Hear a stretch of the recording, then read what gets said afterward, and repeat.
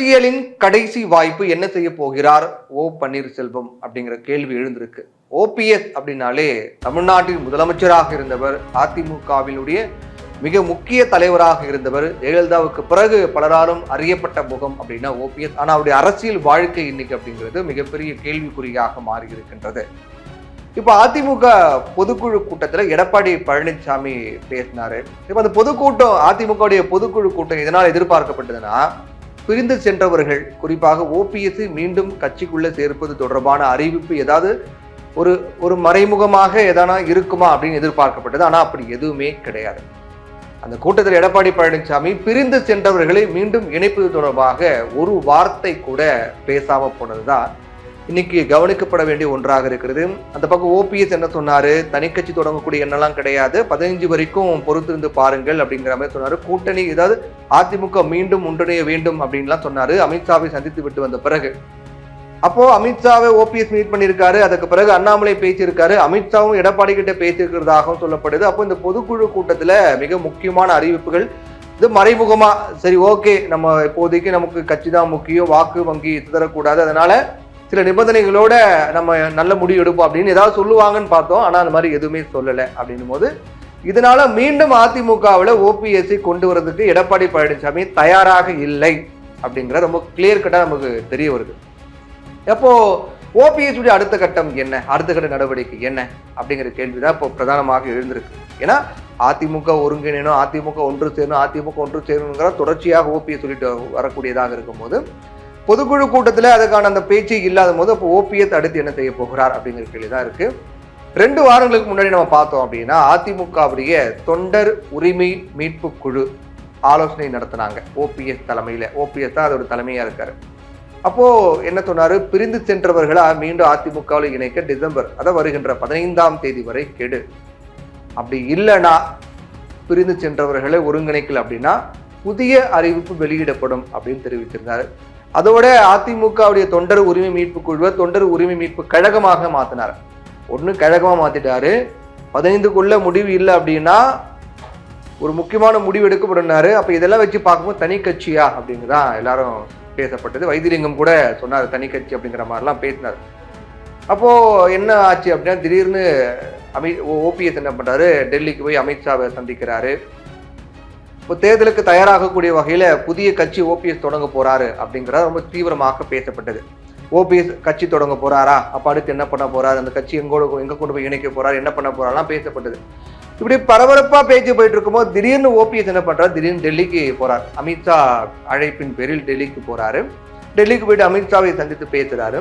பேசிவிட்டு அதுக்கு பிறகு வராரு. சென்னை வரும்போது பேட்டி கொடுக்குறாரு.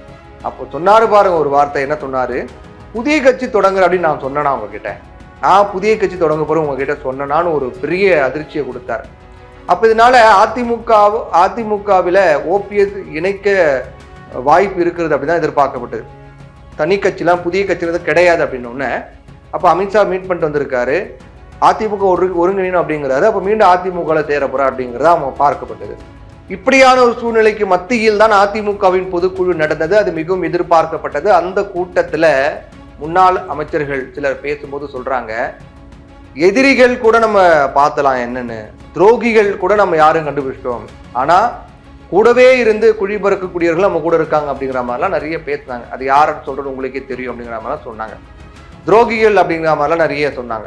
அதே போல எடப்பாடி பழனிசாமி பேசும்போது ஜெயலலிதா மறைவுக்கு பின் அதிமுக ஆட்சிக்கு கொடுக்கப்பட்ட தொல்லைகளையும் பட்டியலிட்டு அவர் பேசுறாரு. ஆனா எந்த இடத்துலையும் துரோகிகள் அப்படிங்கிற மாதிரிலாம் எடப்பாடி பழனிசாமி குறிப்பில்லை. அப்படின்னாலும் கூட முன்னாள் அமைச்சர்கள் பேசும்போதெல்லாம் துரோகிகள் நிறைய பேர் நம்மளுடைய தோல்விக்கு காரணமாகிட்டாங்க அப்படிங்கிற மாதிரி, கூடவே இருந்து குழி பறித்தவர்கள், கூடவே இருந்து அவங்க பண்ணக்கூடிய வேலைகள் நிறைய இருக்கு அப்படிங்கிற மாதிரிலாம் சொன்னாரு. அப்போ தென் மாவட்டங்களில் ஏற்பட்ட அதிமுகவினுடைய பின்னடைவுக்கு மறைமுகமாக எடப்பாடி பழனிசாமி பேசியிருக்காரு. சில துரோகிகள் தான் காரணம் அப்படிங்கிற மாதிரி சில அமைச்சர்கள், முன்னாள் அமைச்சர்கள்லாம் பேசினாங்க. இப்ப இதனால தென் மாவட்டங்களில் அதிமுகவின் தோல்விக்கு காரணம் பிரிந்து சென்றவர்கள் அப்படின்னு எடப்பாடி பழனிசாமிக்கு தெரிஞ்சிருக்கிறது.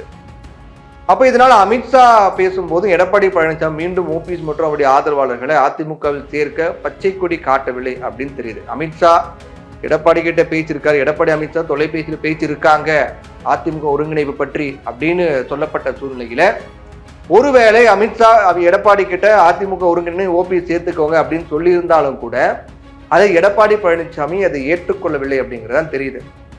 இதனால ஓபிஎஸ் மற்றும் அவருடைய ஆதரவாளர்களுடைய அடுத்த கட்ட நகர்வு என்ன அப்படிங்கிறதா சட்டசபை தேர்தலுக்கு இன்னும் நெருங்கி வரக்கூடிய சூழ்நிலையில சில மாதங்கள் தான் இருக்கு. அப்படி இருக்கும்போது அவருடைய ஆதரவாளர்கள் அவங்களுடைய சமூக வாக்குகளை காப்பாற்றிக் கொள்ள வேண்டிய நிர்பந்தம் ஓபிஎஸ்க்கு ஏற்பட்டிருக்கிறது.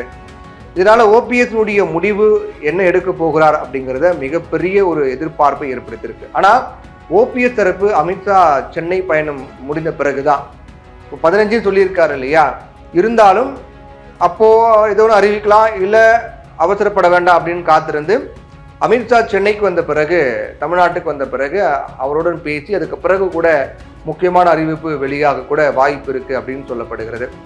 ஓபிஎஸோட கடைசி வாய்ப்பு அப்படிங்கிறது ஒன்று தனி கட்சி. ஆனா அவரே சொல்லிட்டார் தனி கட்சி, அப்ப தனி கட்சிக்கான வாய்ப்பே இல்லை அப்படின்னா ஒரே வாய்ப்பு அதிமுகவில் சேர்வதுதான். ஆனால் அதற்கு எடப்பாடி பழனிசாமி இப்போதைக்கு தயாராக இல்லை.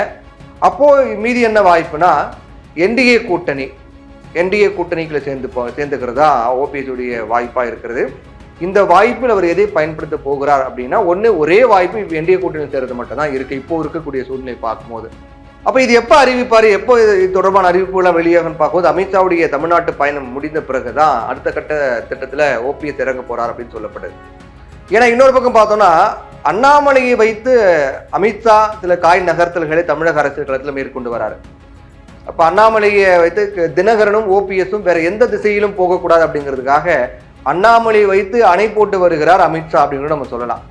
அவரை பொறுத்த வரைக்கும் பழனிசாமியை சமாதானப்படுத்த நைனா நாகேந்திரனை இறக்கி விட்டுருக்காரு. ஓபிஎஸ் தினகரனுக்கு அணை கட்ட அண்ணாமலையை இறக்கி விட்டுருக்காரு அப்படிங்கிறத நம்ம பார்க்க வேண்டியிருக்கு. ஏன்னா நயினார் நாகேந்திரன் கிட்ட அந்த கூட்டணி பொறுப்பு ஒப்படைச்சோம் அப்படின்னா திரும்ப குழப்பம் வரும் அப்படிங்கிறதுனால அண்ணாமலை கிட்ட இது ஒப்படைத்திருக்காரு அமித்ஷா அப்படின்னு சொல்லப்படுது. ஏன்னா எடப்பாடி பழனிசாமிக்கு நயினா நாகேந்திரன் நெருக்கம், அதனால அது ஸ்மூத்தா போயிடும். இந்த பக்கம் தினகரனுக்கும் ஓபிஎஸ்க்கும் நயினா நாகேந்திரன் நெருக்கம் கிடையாது, அண்ணாமலை நெருக்கம். அப்போ அண்ணாமலை இந்த பக்கம் இறக்கு, இந்த பக்கம் அண்ணாமலை இறக்கு, அந்த பக்கம் நயினார் இறக்கு அப்படிங்கிற மாதிரி இறக்கி வச்சிருக்காரு அமித்ஷா. அப்போ இவங்க எல்லாரும் ஒன்றும் சேர்க்கிறதா பிளானாக இருக்கு. இப்போ ஒரே ஒரு வாய்ப்பு தான் ஓபிஎஸ் இருக்கிறது, என்டிஏ கூட்டணியில் இணைவது மட்டும்தான். அது தொடர்பான அறிவிப்பு எப்போது, ஏன்னா அவரே கட்சி இல்லைன்னு சொல்லிட்டாரு. அப்படி அதிமுகவில் சேர போறது, ஆனால் அதிமுக அவங்க சேர்த்து தயாரா இல்லைம் போது என்டிஏ கூட்டணி இணைவது மட்டும்தான் அவருக்கான வாய்ப்பு தொடர்பான அறிவிப்பு விரைவில் வெளியாகலாம் அப்படின்னு எதிர்பார்க்கப்படுது.